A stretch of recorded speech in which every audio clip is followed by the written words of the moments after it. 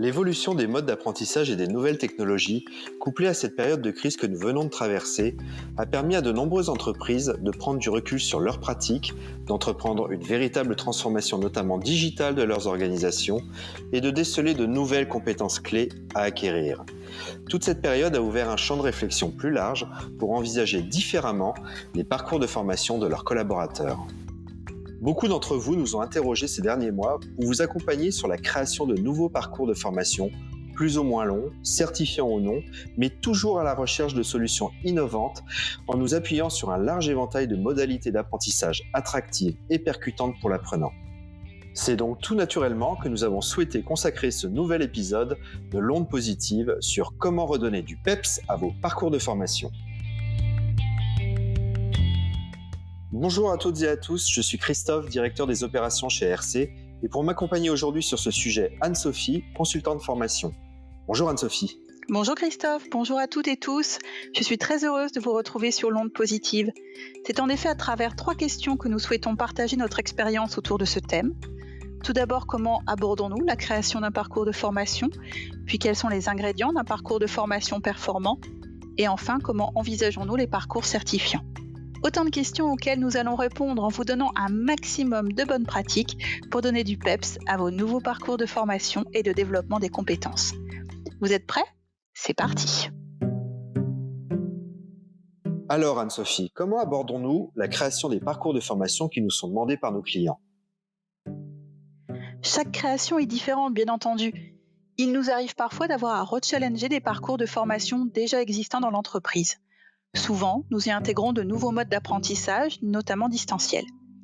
Il nous arrive aussi et surtout de partir de zéro pour créer de nouveaux parcours de formation sur des sujets variés autour de l'onboarding, de l'expérience et de la relation client, du management entre autres. Et là, nous avons un véritable rôle de conseil préalable qui se révèle fondamental. Et en quoi consiste ce rôle de conseil? Il s'agit d'accompagner les organisations à travers le recensement et la définition des compétences clés à acquérir. Avec ces derniers mois, l'apparition de nouvelles compétences comportementales, on a tous entendu parler des soft skills. Tout ce travail passe par la mise en place d'ateliers de co-design que nous animons auprès d'opérationnels de l'entreprise pour définir les attendus en termes de savoir, savoir-faire et savoir-être. Oui Anne-Sophie, par exemple, sur un parcours relation client, c'est bâtir ce que l'on appelle un référentiel ou une charte qui définira dans le détail ce que doit être la posture client pour l'enseigne et l'expérience qu'elle souhaite faire vivre à ses clients. Ce référentiel explicite les actions à mener et les comportements à adopter à chaque étape du parcours client, ainsi que l'ensemble des marqueurs qui constitueront la signature relationnelle de l'enseigne et qui doit créer la différence avec les concurrents. C'est exactement ça. Et nous pouvons imaginer le même exercice sur du management, de l'intégration. L'important à travers ce référentiel est de savoir où l'entreprise souhaite amener ses collaborateurs et d'apporter du sens. Cette formalisation est fondamentale car elle fixe le cadre de l'élaboration des parcours de formation. Ok, le cadre est fixé. Voyons maintenant comment chez RC nous donnons du PEPS à nos parcours de formation. On touche clairement à notre credo depuis 35 ans, proposer des dispositifs en mix learning combinant un large éventail de modalités d'apprentissage innovantes et percutantes. Et oui, chez RC, le multimodal, c'est fondamental. C'est la clé de l'efficacité des nouveaux parcours de formation. Comme nous l'avons dit, chaque parcours est différent. À nous de nous adapter non seulement aux objectifs à atteindre, mais aussi à la culture et aux pratiques de l'entreprise. En effet, nos parcours sur mesure peuvent intégrer des autodiagnostics, par exemple, pour permettre aux collaborateurs de se positionner, de réfléchir à ces pratiques et au sens qu'ils leur donnent.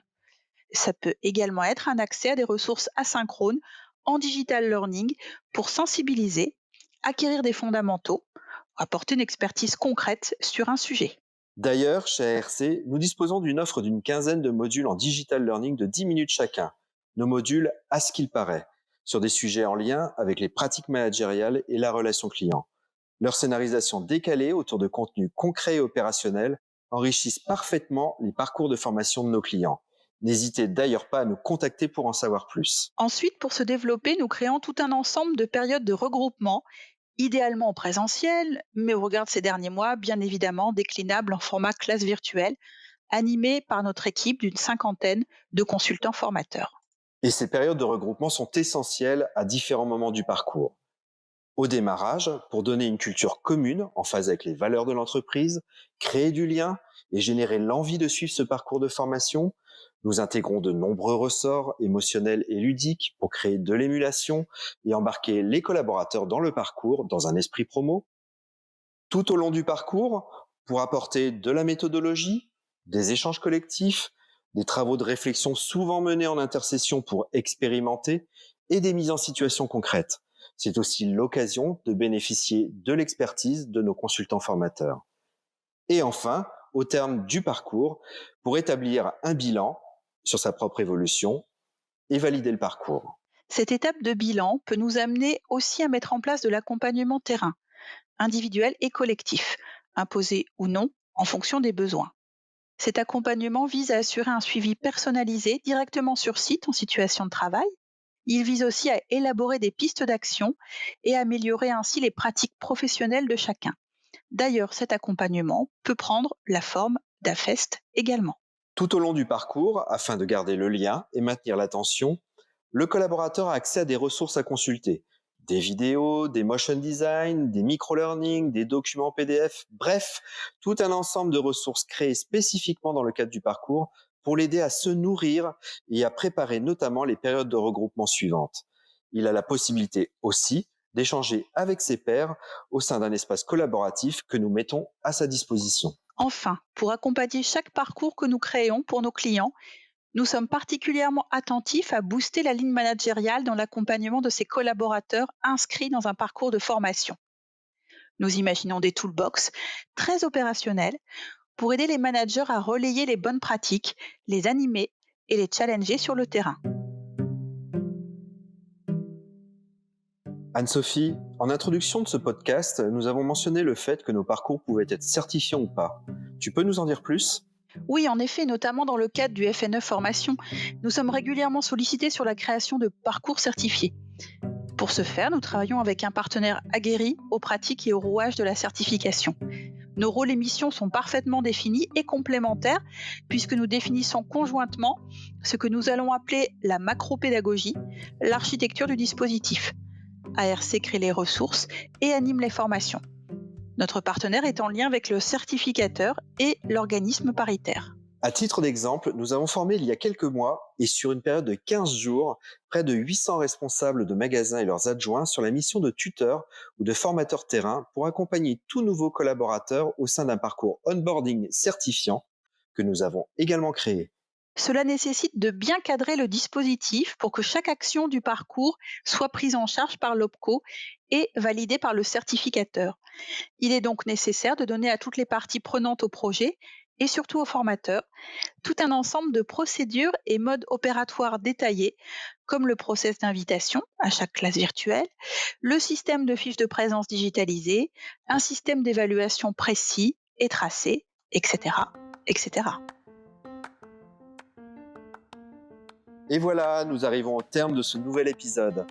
Nous espérons vous avoir inspiré pour vos futurs parcours de formation. Nous vous remercions pour votre attention. Nous vous invitons à nous suivre sur les plateformes de podcast, Apple Podcast, Google Podcast, Spotify et les autres. Vous pouvez y retrouver les précédents épisodes de l'Onde Positive. Si vous avez des questions à propos de cet épisode, vous pouvez nous écrire à mail@alainrenaud.com ou directement en message privé via réseaux sociaux. En attendant, prenez soin de vous et à très vite. Restons solidaires, à bientôt.